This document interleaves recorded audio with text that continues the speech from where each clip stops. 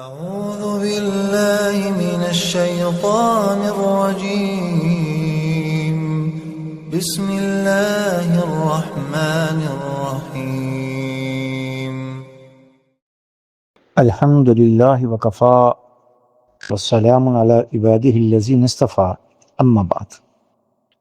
امام ترمذی رحمۃ اللہ علیہ نے سیدنا جابر بن عبداللہ رضی اللہ تعالی عنہ سے اللہ کے رسول صلی اللہ تعالی علیہ وسلم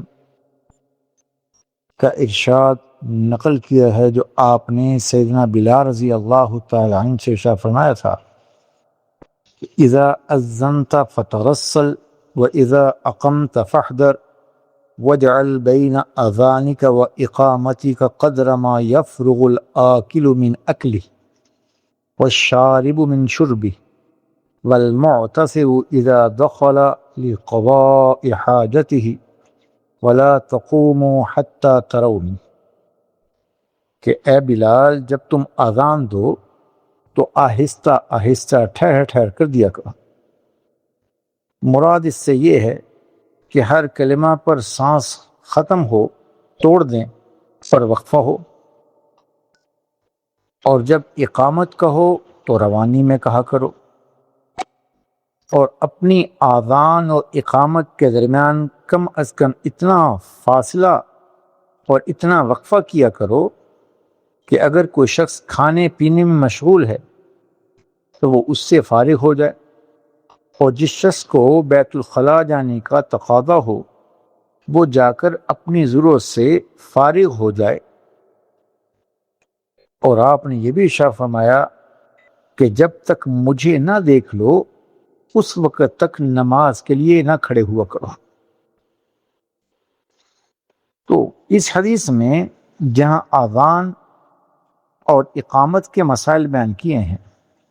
کہ اذان روانی کے ساتھ، لیکن اذان میں وقفہ ہو اور اس انداز میں کہ ٹھہر ٹھہر کر اذان ہو، ترسل کے ساتھ ٹھہر ٹھہر کر وقفہ ہو، ہر کلمہ پر اذان سانس توڑ دے، جب دو کلمات ہو جائیں تو سانس توڑ دے،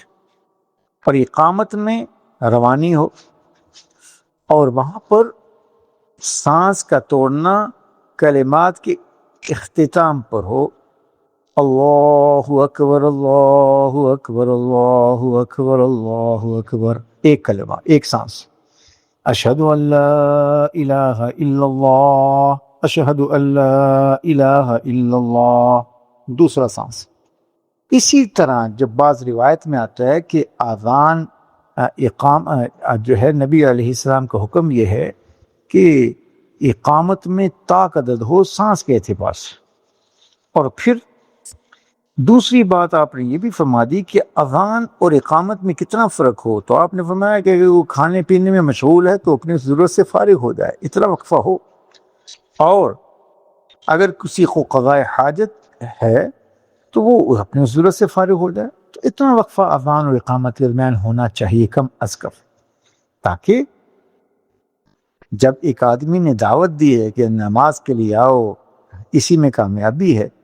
اس کا تقاضا یہ ہے کہ ان مدعو لوگوں کو جن کو مدعو کیا گیا ہے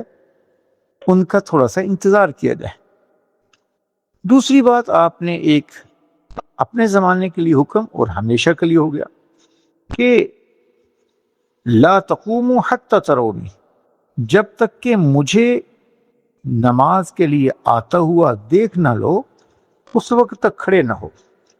علماء نے لکھا ہے کہ اس کی صورت یہ ہے کہ اگر امام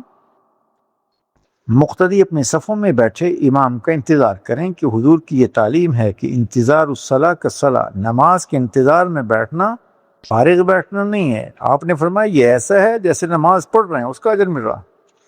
امام کا انتظار ہو، جس صف کے پاس سے امام گزرتا چلا جائے وہ کھڑے ہوتا چلا جائے، اور اگر امام مصلی محراب کی جانب سے داخل ہو تو جیسے ہی امام کو دیکھے تو اس وقت کھڑے ہو جائے۔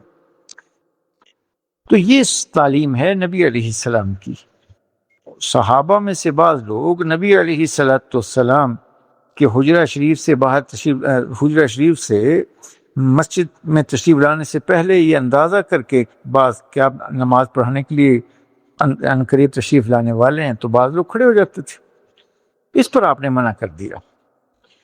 اور اس لیے کہ اس میں ایک تو یہ ہے کہ امام کے آنے میں کوئی دقت بھی ہو سکتی ہے، تاخیر بھی ہو سکتی ہے تھوڑی بہت، جس سے بلا وجہ کی تکلیف ہوگی، اور دوسری وجہ یہ کہ اس میں تواضع پسندی بھی ہے، امام خود اپنے لیے عاجزی، اور نبی علیہ السلام نے تو آپ تو سب سے زیادہ قابل تعظیم ہیں، لیکن امت کی سہولت کے لیے آپ نے کہہ دیا کہ ایسا نہ کرو، اور پھر آپ علیہ الصلوۃ والسلام امام کے لحاظ سے بھی کہ امام لوگوں کے یعنی یہ حکم عام ہے کہ امام کے لیے امام اپنے لیے بھی تواضع پسند کرے کہ ایسا نہ ہو کہ اس کے جی میں خیال ہے کہ میرا لوگ انتظار کرتے رہیں اور کھڑے رہیں، یہ پسندیدہ بات نہیں۔ اللہ ہم سب سے راضی ہو، دین سیکھ کر اس پر عمل کرنے کی توفیق عنایت فرمائے۔